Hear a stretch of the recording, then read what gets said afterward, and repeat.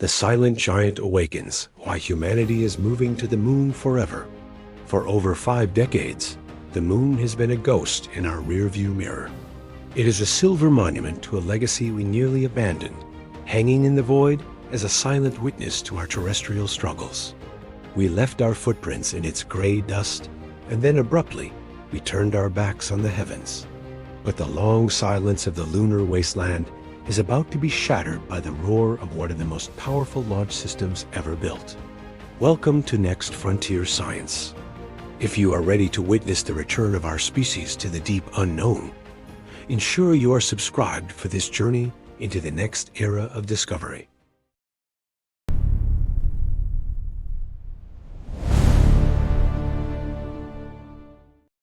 Imagine standing on the edge of the Shackleton crater at the lunar South Pole, where the sun never fully rises or sets. The shadows here are not merely dark. They are absolute, holding temperatures colder than the surface of Pluto. This is the frontier of the Artemis program, a mission that aims to do more than just visit a celestial neighbor. It is a mission designed to establish a sustained human presence beyond Earth. Before we explore the high-stakes engineering of this return, let us consider a question that defines our current scientific obsession. What is the most critical resource hidden within the permanently shadowed regions of the lunar South Pole? A.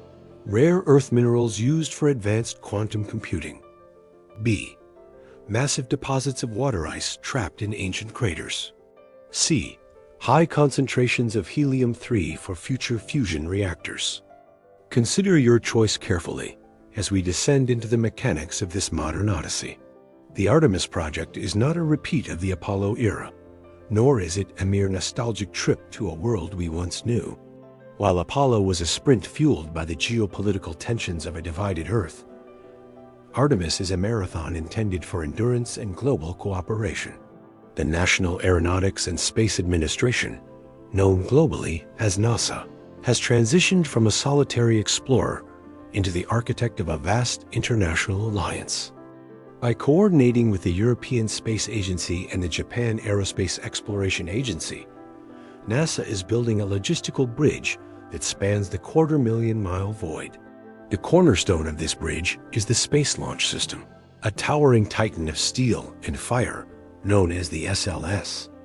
Standing over 300 feet tall, this rocket represents the culmination of decades of propulsion research and heavy-lift engineering. When the 4 RS-25 engines and twin solid rocket boosters ignite, they generate approximately 8.8 million pounds of thrust at liftoff. This is the force required to accelerate the Orion spacecraft to speeds that can break the relentless grip of Earth as gravity.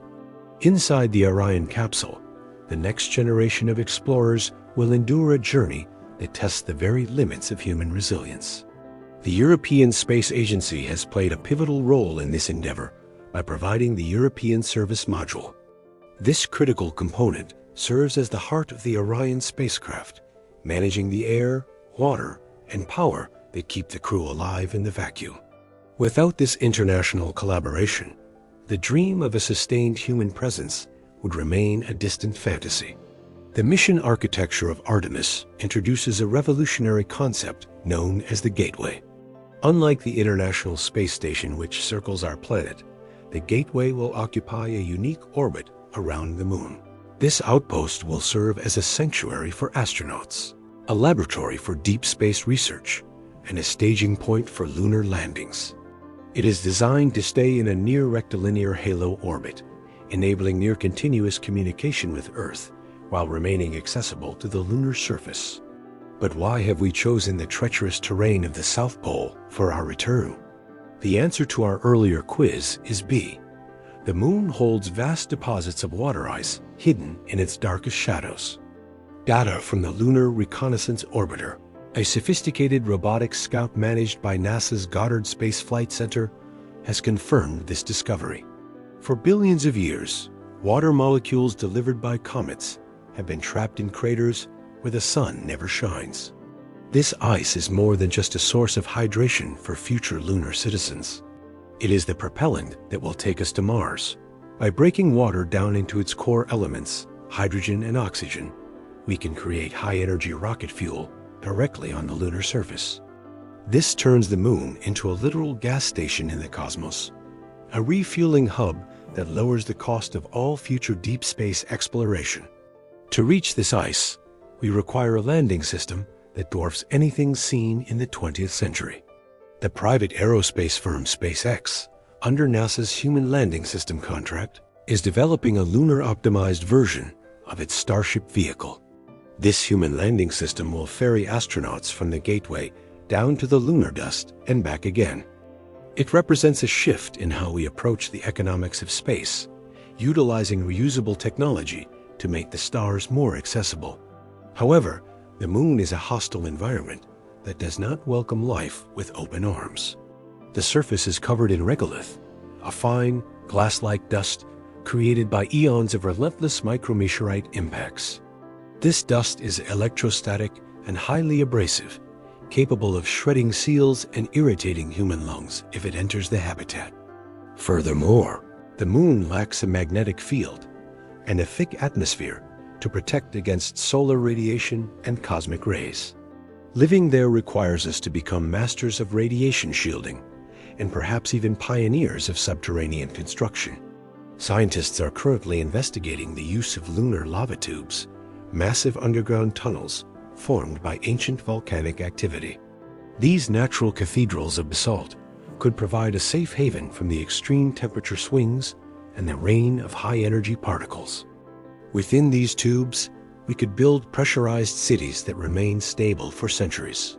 The Artemis program is also a story of human representation and the breaking of old barriers. NASA has committed to landing the first woman and the first person of color on the lunar surface during this decade. This ensures that our return to the moon reflects the diversity and the shared spirit of all humanity, not just a select few. The mission is governed by the Artemis Accords, a historic set of principles designed to ensure peaceful cooperation in space.